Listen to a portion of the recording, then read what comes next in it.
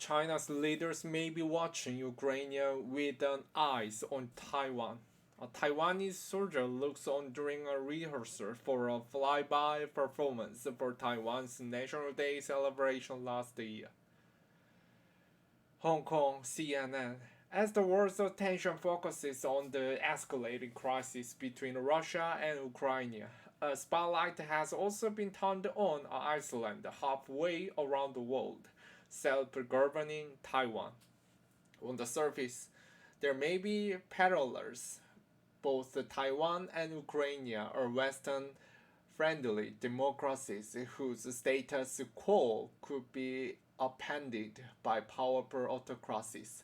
In Taiwan's case, China's Communist Party seeks the eventual reunification with Iceland it claims as its territory despite having never governed it, and has not ruled out doing so by force. For Ukraine, that threat is unfolding. Russian President Vladimir Putin has said he considers Russians and Ukrainians as one people, and it's yet unclear how far he will go to realize that claim. On Monday, he declared to break away. Moscow backed the territories in Ukraine as independent republics. World leaders themselves have implied connections between the fate of Ukraine and Taiwan in recent weeks. Taiwanese President Tsai Ing-wen has said Taiwan could empathize with Ukraine's situation given its experience with the military threat and intimidation from China. In the West, British Prime Minister Boris Johnson on Saturday said echoes of what happens in Ukraine will be heard in Taiwan, while U.S. Secretary of State Anthony Blinken on a trip to Australia earlier this month unequally said others are watching the Western response to Russia, even if it's half a world away in Europe. Concerns have been rising in recent years that a confident China under leader Xi Jinping may make a bold move to take control of Taiwan, and Beijing will likely be carefully monitoring the situation in Ukraine for signs of how Western powers respond and just how severe those responses are. The United States, the United Kingdom, the European Union, Canada, Australia, and Japan have all announced economic sanctions to punish Moscow following Putin's moves earlier this week. But there are limits to the parallels and to how much Beijing could glean from the spiraling crisis in Ukraine when it comes any future actions toward Taiwan. How the US responds to Ukraine is not going to be the same as Taiwan because the way the US has constructed its relationship with Taiwan over decades is different than its responsibilities to Ukraine. The European Union or NATO, said Lev Nachman, a postdoctoral research fellow at the Harvard University's Fairbank Center for Chinese Studies. Even though Beijing will still be watching closely to see how the world reacts to invasion and the potential redrawing of borders, which will likely factor into Beijing's own geopolitical calculus. It is highly unlikely that Beijing is going to drastically alter its strategy towards the Taiwan over Ukraine, said Nachman, who focused on Taiwan politics. Similarly, these experts have pushed back on the notion that the US focus on Europe could provide a potential opening for China to make a move on Taiwan. These fears are seemingly compounded by Moscow's increasingly close ties to Beijing. I don't believe the Chinese would use force against Taiwan this year. Xi Jinping doesn't really want to take any risk, said Steve Toussaint, director of SOAS China Institute at the University of London, pointing to the Communist Party National Congress due to be held in October, in which she is widely expected to secure a historic third term in power. A military adventure that is not successful will not do his third term of office much good, and the failure could potentially derail it. The Sun added. The unique, the unique U.S.-China dynamic also complicates any attempt at comparison between Ukraine and Taiwan.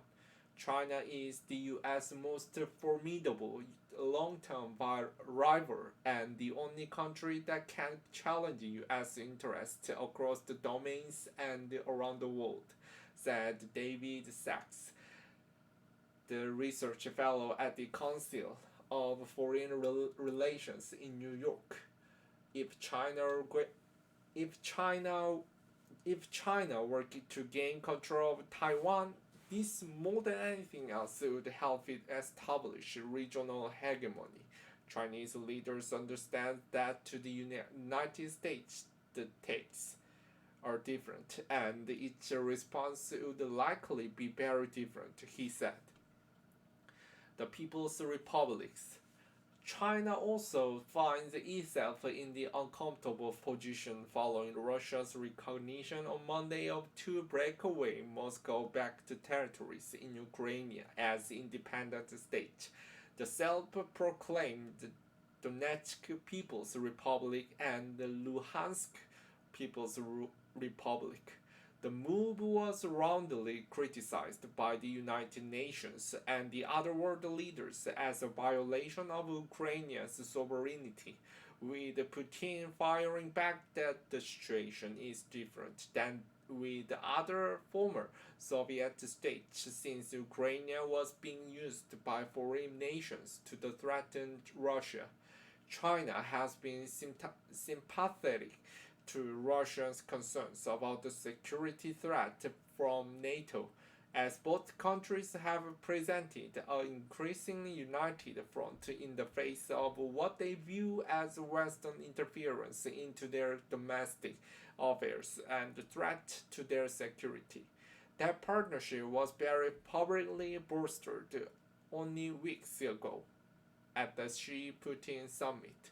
But China has long based its foreign policy on staunchly defending state sovereignty and denouncing what it views as outside interference inside its own borders.